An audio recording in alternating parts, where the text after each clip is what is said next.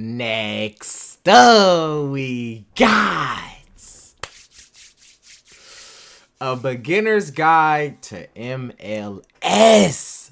Now, this is a long awaited video because I am a casual. Yes, I am a casual. Now, we've been reacting to a few GOATs, you know what I mean? Ronaldo, Messi, Ronaldinho, a couple other people. You know what I'm saying? I'm also not done with the player reactions, but I want to still understand the sport and understand what I'm looking at. Because I can watch these highlights all day and I can just see how good they are, but I don't understand the trophies they get. I don't understand that. I don't understand the league. It's like 1 trillion leagues. Like, it's just a lot, bro. You know what I'm saying? So I got my boy, Zealand. Make sure y'all subscribe to Zealand. So yeah, if you want more videos like this, hit that like button, hit that sub button. You can comment down too what videos you want me to react to. I got you. So hey, MLS.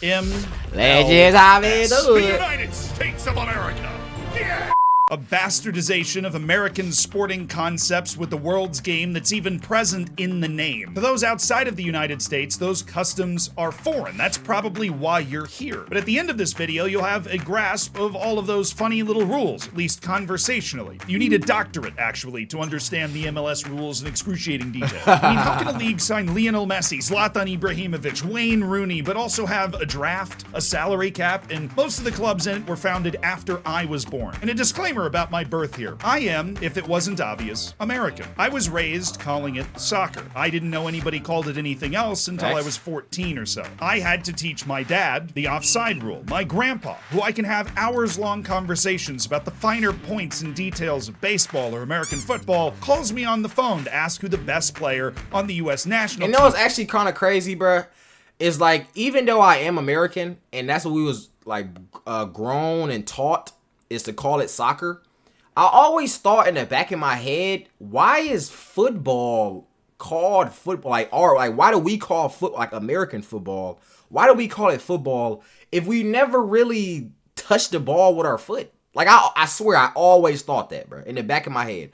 But, you know, me being a kid, you know what I'm saying, kind of just waking up to consciousness. You know how as a kid, you wake up, maybe one day you like 5 years old, and you just wake up one day like, what the? I'm alive, like I have hands, you know what I'm saying? Everybody done had that time. So it was one of the things too, is like they call it football, but the foot, like it's only like 1 or 2 times that they actually kick the ball with their foot, or the foot touched the ball, like, you know what I mean? But who am I to argue with grown-ups about the name of the, you know what I'm saying? Like, so that is something like I always thought about, like, why do they call it football? But or American football calls me on the phone to ask who the best player on the U.S. national team is, like the day before the World Cup starts. And that's not because there's a debate, it's because he doesn't know anybody on it. And that's important because my family is painfully American when it comes to the soccer experience, and MLS reflects that. The internet and globalized culture introduced myself and my generation in the United States to soccer, football, in a way that the older generations could have never dreamed. A lot of us got really into it. Some of us even turned it into their job. On that note, I'd like to point out today's jersey sponsor, Sangalo, who make very hard to find and incredibly awesome kits like this Paro FC kit from Bhutan, easily accessible as a service not only to help bolster the merchandising of the clubs that it's providing, but also give soccer heads like me, or football heads or soccer heads like you, I don't know where you're from, the access to just amazing kits. So if you want something like Paro FC, this is one thing too I have been trying to find out. Where do I cop the good jerseys? Because I swear, football jerseys is probably the best. I say the top jerseys that I've seen is football jerseys and hockey jerseys. Those are the 2 best jerseys, I'm not going to lie. Especially just for like wearing out, you know what I mean, with like a nice little fit or whatever. Perfect, bro. Perfect. So let me know in the comments, where y'all buy y'all football jerseys from? What's the best like site or whatever? Video game and buying cool shirts aren't the only things you need to understand why MLS is MLS. To do that, you have to start with the actual league structure. Now for this, we turn to this article in The Athletic. In it, they do a good job of pointing out that owners in the MLS aren't actually owners. They literally say owners isn't even the proper term for them. In official MLS parlance, they're known as investor operators. Why? Because when somebody buys a club in MLS, a la David Beckham, Beckham buying a club in Miami, they don't actually own the club. MLS is one big corporation that owns every player and every club within it, and the owners are basically shareholders that are put in charge of their own little kingdoms. This isn't just different than ownership models in the rest of the world, where you basically either have fan-owned clubs or some dude with a ton of money owns everything about the club. This is alien, and there is a reason MLS runs this way. Because when it was founded, the landscape of soccer football in the United States was completely different than it is now. The precursor to MLS was the NASL, the North American Soccer League, and it came into existence in 1968 as the first viable national top league in the US. It exploded in popularity in 1975 when Pele signed for the New York Cosmos, and other owners and other clubs tried to follow this model by also signing stars. So there was a huge influx of star power. Anybody from Johan Cruyff to Franz Beckenbauer, they all came to the United States. This resulted to the same issue that ended up bringing down the Chinese Super League, which was reckless spending and basically the earning power of clubs depending on them being a traveling circus. And don't take my word for it, you don't have to, because those are the words of Philadelphia Union head coach Jim Curtin when he talked about this 2 years ago with CNBC. There weren't the soccer-specific stadiums that there are now, and it was kind of like a traveling circus almost, and it was a little bit out of control. Now, the traveling circus was usually the New York Cosmos themselves, who sold over 70,000 tickets for their home games for people to come watch Pele and Beckenbauer, and obviously other teams not in New York couldn't match that level of spending. This is detailed incredibly well in an article by the LA Times in 1994 that came out as MLS was just starting up as a requiem on the NASL. The article lays it out, says owners tried to keep up with the Cosmos and they didn't have the resources to do it, the league didn't support them, and one by one, team after team burned itself out. Teams would overspend and then fold, or even worse, have owners that didn't really care. Once they saw they were losing money, they were out. Mark Brickley, the VP of Public Relations for the Cosmos, said that the issue was the owners. We made some critical mistakes, chief among them expanding from 12 to 24 teams without researching and carefully planning the ownership groups. The questionable ownership choices meant the NASL ballooned quickly up to 24 teams, and by the time it ended in 1985, there were only two teams that were willing to keep playing. That's why the league folded.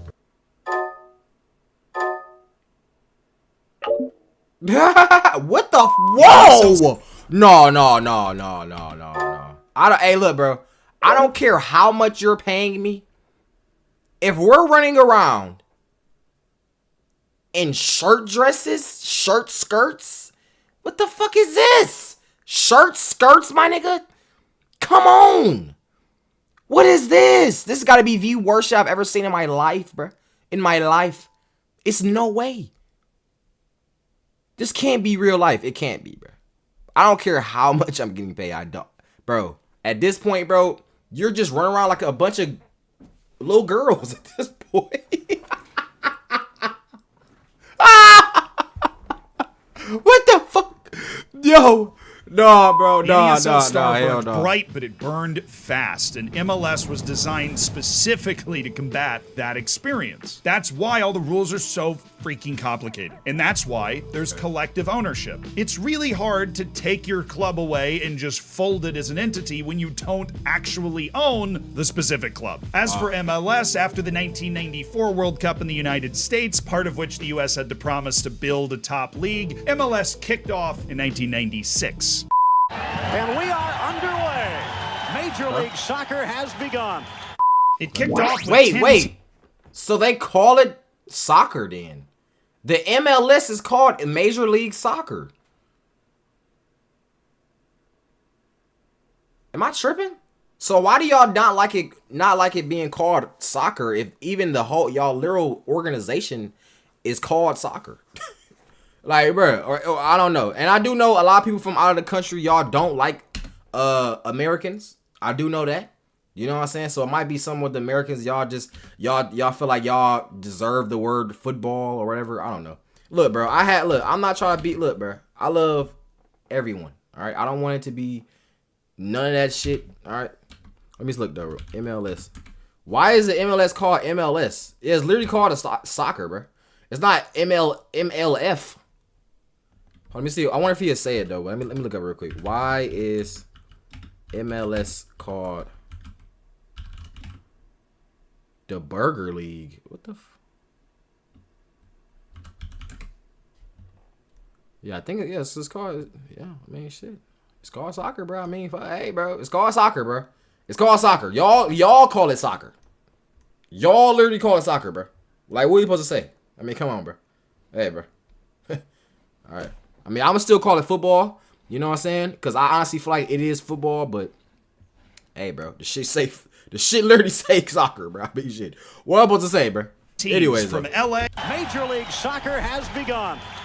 it kicked off with 10 teams from LA all the way to DC, and it was not glamorous at all. And that wasn't just because of a lack of interest in the US public, it's because the league was absolutely dedicated to the idea of controlled spending and competitive balance. You might have heard me mention this earlier, but from the onset, player contracts were owned by the league themselves. Tab Ramos, the first signing in league history, was signed by the league and then assigned to the New York Metro Stars. Like, the league signed him and then just said, you're going there because we think it's the best move. Despite this unique contract structure, the league was able to lure a couple of big names from the World Cup team like Lawless and Eric Winalda, but that created a first season bump in attendance and interest that didn't really last. And this was made a lot worse by the fact that teams played in these cavernous NFL stadiums of 50 to 80,000 seats. You see, MLS had learned a lot of lessons from NASL, but it hadn't learned all of them. I mean, their initial reaction to try and attract fans was to try and add things that American fans would ideally be more familiar with. Like in tied games, there would be a shootout to try and determine the winner. And instead of a 90-minute clock counting up, there were 45-minute clocks each half counting down to 0. But once they realized this didn't work because it just alienated people who already liked soccer, football, and didn't bring in anybody new, these were gone by 1999. In a bit of a desperate bid, just like the NASL, the MLS thought that its future and success might come from expansion. In 1998, it added a team in Miami and Chicago. But even with additions and tight financial controls, the league reached the brink in 2001, just 5 years after it was founded and 6 years before David Beckham arrived. And the reason it was going to fold is the losses were terrible. In the first 5 years of the league's existence, it lost $250 million. $250 million. Don Garber was brought in 1999 as the league commissioner because they fired the last guy after only 3 years. Despite that change, by 2001, the league was fully prepared and planning on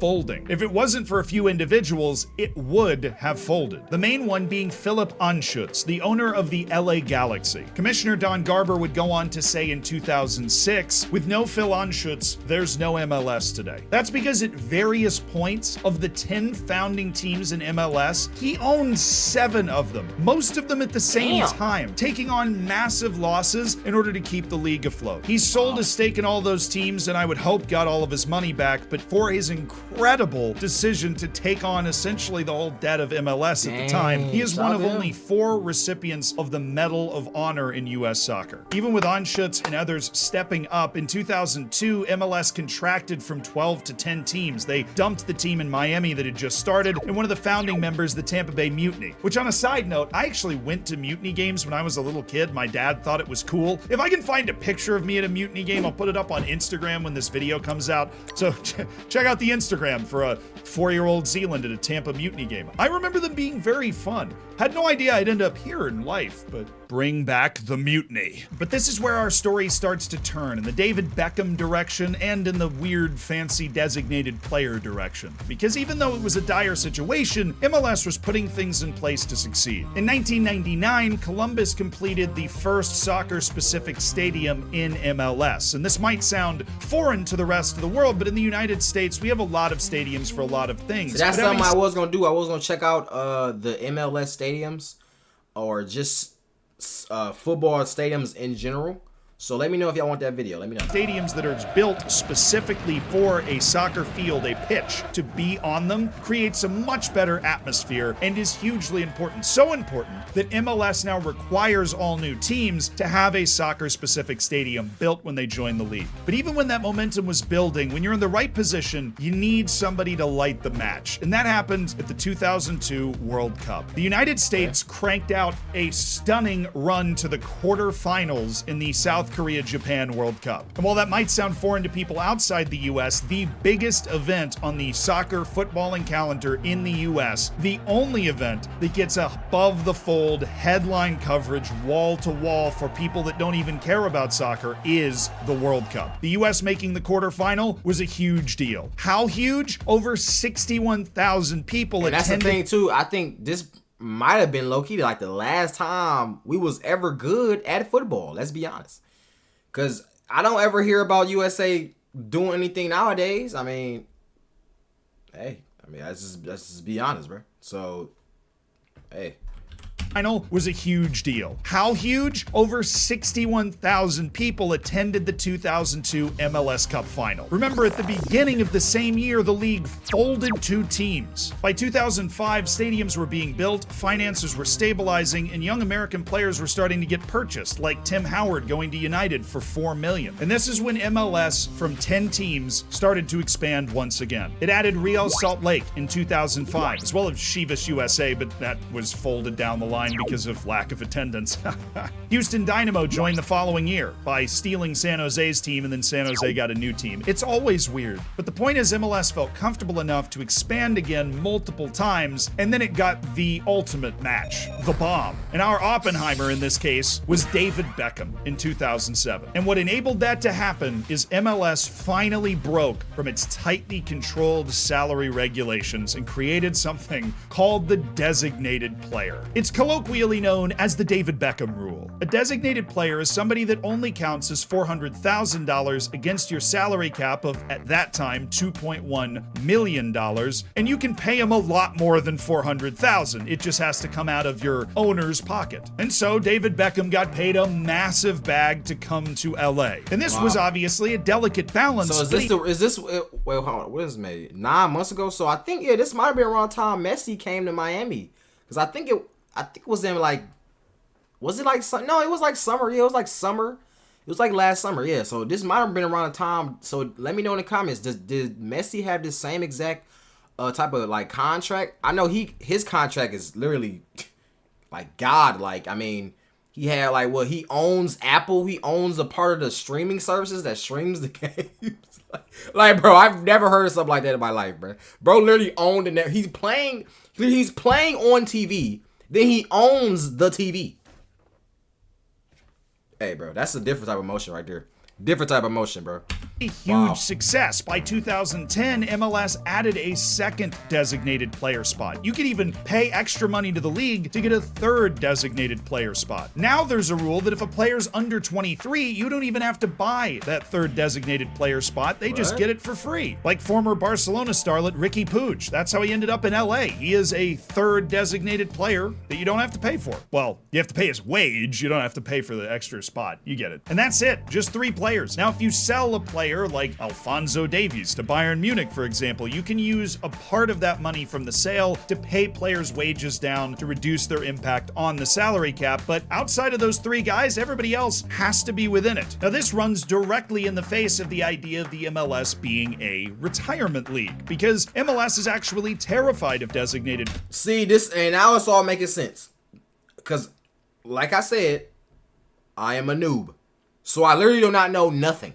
All right, it just clicked. MLS. That's probably why they call it soccer, is because it's in the US. That's why they do that. So that it all makes sense. That's why they call it soccer. So that answered my question earlier. Then I forgot what he say. Oh, right, he's a retirement home. So yeah, this is not. So the MLS is still just. It's just USA, bro. It's just a USA league, basically. That's what it is. See, I didn't know that. It's just making sense now, though. Us being a so it kind of is Messi down? Yeah, the Messi is down there about to retire. I mean, shit, he got that bag. So yeah, I mean, hey. League, because MLS is actually terrified of designated players because of what happened to the NASL. Now, obviously, David Beckham was a genius move, but you could just have easily have gotten Andrea Pirlo, who came to NYCFC and just didn't do anything. And you get enough Andrea Pirlos, then you sink your entire league like the NASL. And now that the league has found a basis for financial success, the emphasis on controlled salaries has led all of the clubs to focus focus on developing young talent because you just don't have to pay them as much. And this was a key cornerstone of MLS when it was created. And the U.S. national team coach back in 1982 said the NASL contributed no foundation to his team when the team failed to make the World Cup. MLS wanted to make sure that never happened again, which outside of a really terrible night in Trinidad and Tobago has been true. But the World Cup boom and the David Beckham boom finally gave MLS the tools to do what it always wanted to do, which was expand. With a capital expand. You ready for this? Because it hits fast. Same year David Beckham signed, Toronto FC was added to MLS. In 2008, San Jose's team returned after being moved to Houston. In 2009, Seattle Sounders started. In 2010, it was the Philadelphia Union. In 2011, it was Vancouver Whitecaps and the Portland Timbers. In 2012, it was Montreal Impact, who are now Montreal CF. Huge break until 2015 when NYCFC and Orlando City were added. 2017 was Atlanta United and Minnesota United. 2018 was LAFC. 2019, Cincinnati. 2020 would be Inter Miami. Oh, also Nashville. 2021, Austin FC. Wait, hold the phone, bro. So you mean to tell me Inter Miami just started? They literally just started 4 years ago, and they already have the best player of all time. Is that what you're telling me? This shit cheating, bro.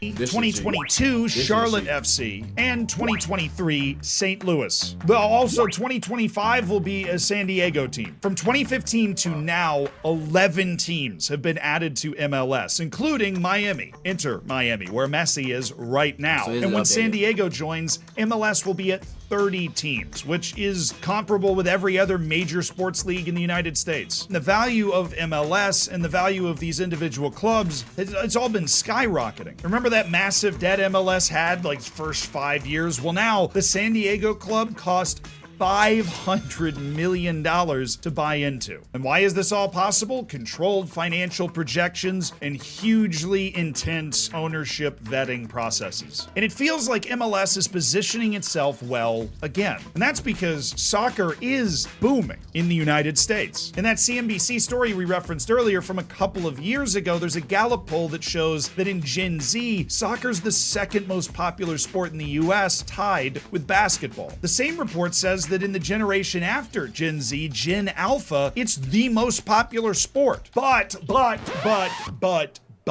huge but, soccer popularity does not equal MLS popularity, and that is a gap MLS is trying to close. Yes, let me lay it out for you. You're a soccer fan in the United States. You love to foot some balls, right?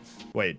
You have a team in your city, you probably go and support that team. If you don't, you're probably just watching the Prem. The largest audience for a regular season match. Right, so there's the Premier League. That's what, I think that's what might be the actual, where everybody, that's the whole world, maybe?